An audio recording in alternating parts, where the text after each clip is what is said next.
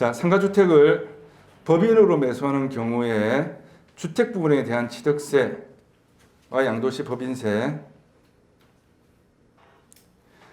자, 상가주택을 매매하는 경우가 많잖아요. 예, 올 걸린 상가, 올 상가로만 되어 있는 것보다 상가주택이 금액이 뭐 10억 이하, 20억 이하짜리는 주택이 끼어져 있는 경우가 많거든요. 그러면 이 주택 부분에 관한 취득세 부분을 그럼 공인중개사나 아니면 내가 직접 사는 사람이나 이걸 알아야 되겠죠. 그래서 그 중개대상물 확인설명서 그 2페이지에 이 세율을 기재를 해줘야 되기 때문에 아셔야 되는 겁니다. 자, 그러면 법인이 국민주택 규모 이하의 주택을 취득 시에는 국민주택 규모는 뭐죠? 85제곱미터 이하. 예, 자, 옆에 한번 더 아시는 거지만 한번 더 적어봅니다. 주거 전용 85제곱미터 이하.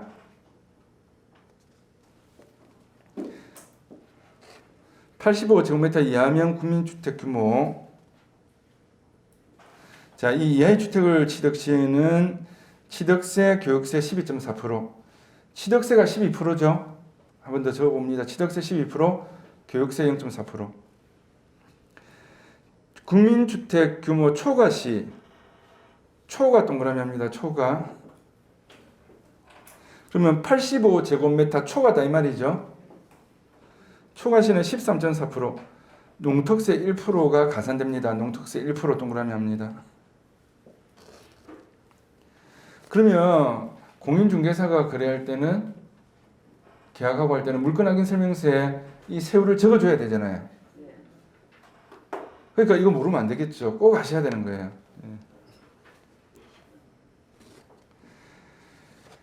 자, 항상 그 국민주택 규모 초과되면 농특세가 가산된다 이렇게 생각하시면 돼요. 예. 그래서 이거는 뭐 5년 미만 법인이 가밀억제권역 내 부동산을 취득하든 5년 이상 된 법인이 취득하든 이런 거 상관없이 그냥 법인이 주택을 취득할 때는 취득세 12%다. 취득세 12%다. 라고 생각하시면 되겠습니다. 자, 근데 밑에 그 동그라미 3번 보시면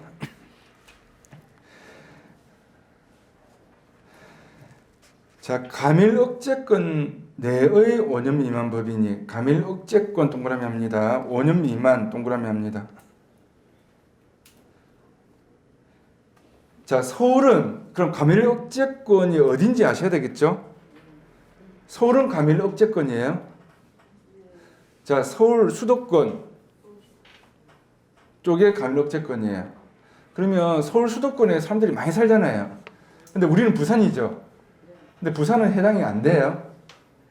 그런데 책이나 유튜브 강의나 이런 것들을 보면은 서울, 경기도 수도권에 사람들이 많이 사니까 이거를 굉장히 강조를 많이 해놨어요. 다행히 부산은 해당이 안 되지만 그래도 많은 인구들이 서울, 경기도에 많이 사니까 아셔야 되는 거예요. 자, 그래서 가밀억제권 내의 5년 미만 법인이 가밀억제권 내 주택이 아닌 상가 건물, 오피스텔 동그라미 합니다. 오피스텔 조심하셔야 돼요. 오피스텔.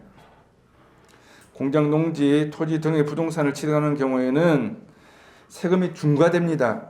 그래서 자, 취득세 8% 동그라미 합니다. 8%. 지방교육세 1.2%. 동그라미. 농어촌 특별세 0.2%. 그래서 총 9.4%가 되죠. 그럼 일반적으로는 4.6%인데 9.4%니까 예, 거의 뭐 한 2배 정도 된다. 그렇죠? 자, 그러면은 여기에 중과됐을 때 취득세 8%, 지방교육세 1.2%, 농어촌 특별세 0.2%. 요거는 아셔야 되는 거예요. 네. 자, 법인이 밑에 2번 봅니다. 법인이 주택 및 비사업용 토지를 양도하는 경우, 주택 동그라미, 비사업용 토지 동그라미. 자, 추가 법인세 20%를 내야 됩니다. 추가 법인세 20% 동그라미 합니다. 추가 법인세 20%. 21년부터 된 거니까 지금 21년 지났잖아요. 그럼 내가 주택을 사서 팔았다. 그럼 추가로 법인세 20%더 내야 된다. 정도는 알고 계셔야 되겠습니다. 자, 근데 여기서 법인세 가세표준은 법인세 가세표준 동그라미 합니다. 양도 차액에서 일반 경비를 공제하여 계산하면 되는데 일반 경비에서 자, 임대료, 관리비, 인건비, 기타 비용 등의 법인 사업 비용에 동그라미 합니다. 법인 사업 비용. 내가 관리비 준 거, 임대료 준 거, 인건비 준 거, 뭐 대출 이자가 있었다든지 리모델링 했다든지 모든 이런 일체 비용을 공제해 가지고 계산할 수 있습니다. 근데 개인은 이게 어렵죠. 개인은 내가 은행 대출 이자 줬다. 이 비용으로 공제 안 되잖아요. 양도 차익에 관한 계산할 때. 근데 법인은 이런 법인 사업 비용에 관해서 모두 다 비용으로 공제해서 뺄 수가 있습니다.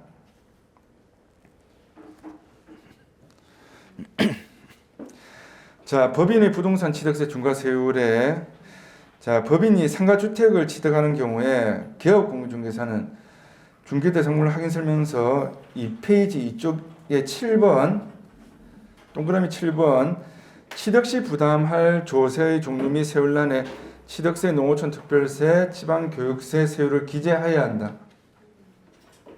따라서 법인의 부동산 취득세 중과세율은 꼭 알아야 되는 겁니다. 그 계약서 적을 때 기재해야 되는데 모르면 안 되잖아요. 예.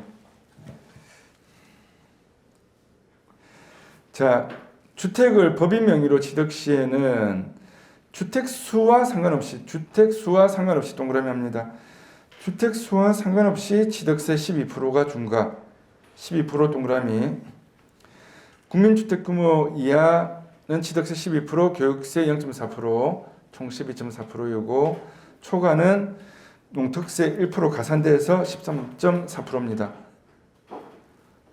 근데 주택이 아닌 상가 건물이나 오피스텔 등은 주택처럼 중과 없이 4.6%만 취득세를 납부하면 됩니다. 그럼 4.6% 안에 나누면 어떻게 되죠? 취득세 4% 한번 적어봅니다. 다 아시는 거지만 취득세 4%, 지방교육세 0.4, 농어촌 특별세 0.2.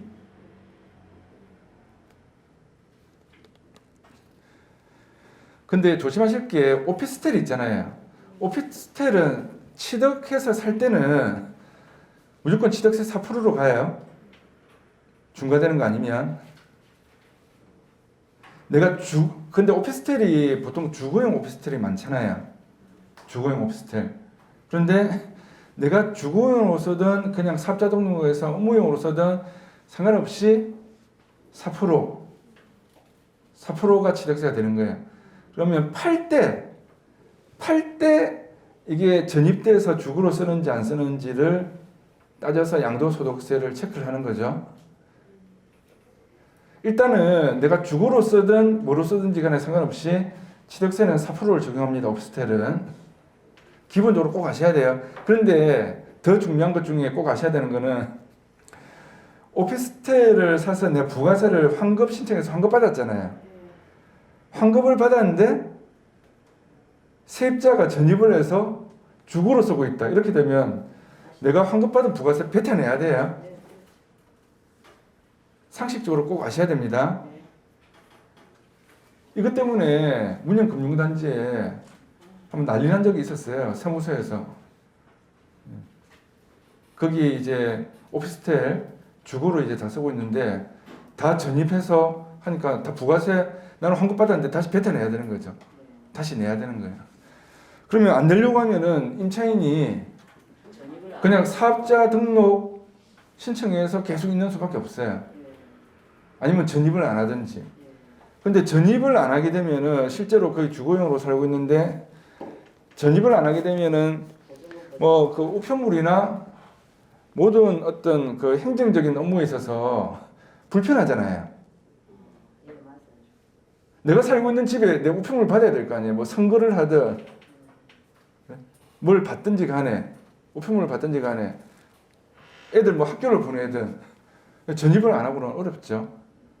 그러니까 오피스텔은 자 취득할 때는 무조건 취득세는 4%다. 요 개념 가져가셔야 되고요. 주거로서도 어떻게 하든.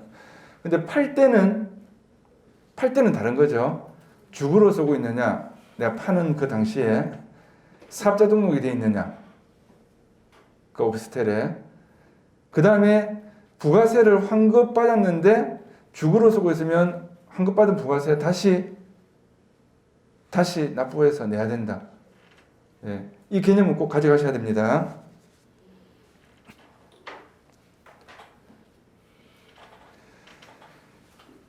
자, 그 다음에 네. 오피스텔 팔 때 문제가 있잖아요. 오피스텔이 주택으로 들어가니까 내가 어중중하게 오피스텔 한두 채 들고 있잖아요. 그럼 2주택, 3주택 돼서 내가 양도차익이 많이 난 아파트를 팔 때 재개발 물건 뭐 팔 때 양도세 비과세를 못 받으니까 발목이 잡히는 거죠.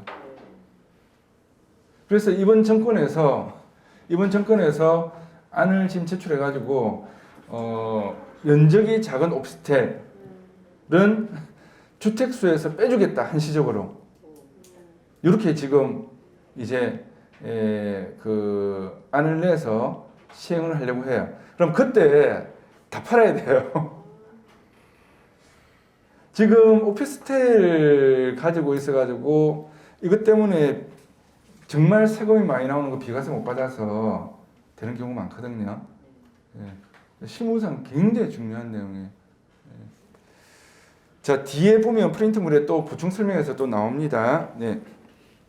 자, 그런데 밑에 비도시 지역의 업 또는 면 지역, 비도시 동그라미 합니다. 업, 면. 국민주택 규모가 85제곱미터 이하가 아니고 100제곱미터 이하가 된다. 100제곱미터 동그라미 합니다. 그러면 이거를 다르게 풀어서 위에 한번 또 적어보세요. 비도시 지역의 업 또는 면 지역 위에다가 자 수도권을 제외한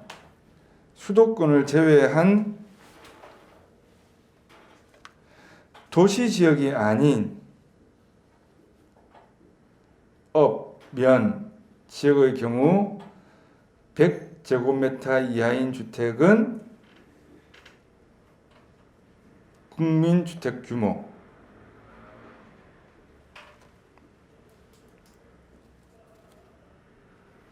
자 수도권을 제외한 도시지역이 아닌 읍면 지역 자 100제곱미터 이하인 경우에는 국민주택 규모로 취급해서 세금이 이제 취득세가 달라지게 되죠. 자, 그다음에 단독 다가구 주택 보실 때 주택 전체 연면적이 아니라 동그라미 합니다. 분리된 가구 호수별로 85제곱미터 이하를 기준으로 한다. 초과된 면적이 있으면은 초과된 가구만 농특세가 부과됩니다. 자, 농특세는 85제곱미터 그러니까 국민주택 규모 초과되면 농특세가 가산된다. 이 정도는 알고 계셔야 돼요. 농특세 가산되는 거. 그럼 이거는 물건하기 설명서에 기재를 해줘야 되잖아요. 그럼 85제곱미터 초과인지 아닌지, 국민주택 규모에 해당되는지 안 되는지 아셔야 되는 거죠. 자, 근데 이거를 법무사한테 물어봐도 잘 몰라요.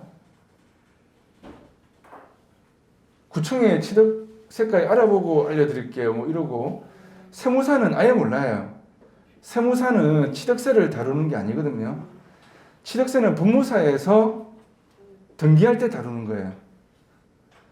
그럼 자기들이 크게 다루는 것도 아니고 돈도 안 되고 하니까 세무사는 바로바로 답을 못하는 경우도 있고 그다음에 법무사들도 좀 복잡하게 아까처럼 자 법인이 공시가격 1억 이하일 때는 취득세 그냥 1%인가요?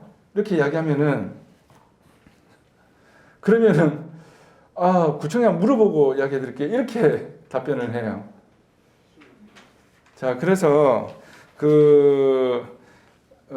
다 내용을 알지만 항상 우리가 이렇게 물건 확인 설명서에 기재되는 취득세는 자, 맨 위에다 한번 적어 봅니다.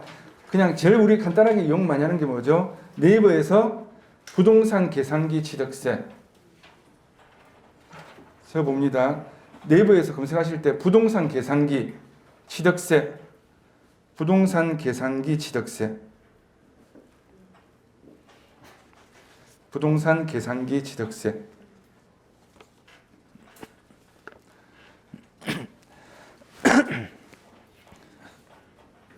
자, 요거 해가지고 하나하나씩 적용시켜서 보시면 좋은데, 자, 그래서 계약하기 전에 미리 법무사하고 상담을 좀 해서 물어보시는데, 자기가 등기하는 건 아니면은 귀찮아하시죠? 그렇죠? 그래서 관할 관청의 구청이나 군청이나 관할 관청 취득세가에 꼭 미리 알아보시고 중개대상물 확인 설명서 세율에 기재하셔야 됩니다. 자, 여기서 실무상 제일 중요한 거는 관할 관청 취득세가에 꼭 다시 물어본다. 그러면은 만일에 남구청 같으면은 남구에 관련된 동을 또 이렇게 담당들이 있어요. 대연동은 누구? 그럼 대연동 담당 직통번호는 몇 번? 이렇게 따로따로 있어요. 그러면 담당자인데 주소 소재지를 알려주고 물어보는 게 제일 정확하죠. 그래서 내가 상가 건물을 사든 상가 주택을 사든 법인으로 사든 아니면은 중개를 하든 이 내용은 꼭 체크를 하셔가지고 기재를 해야 되는 내용이기 때문에 정확하게 체크를 하고 가셔야 됩니다.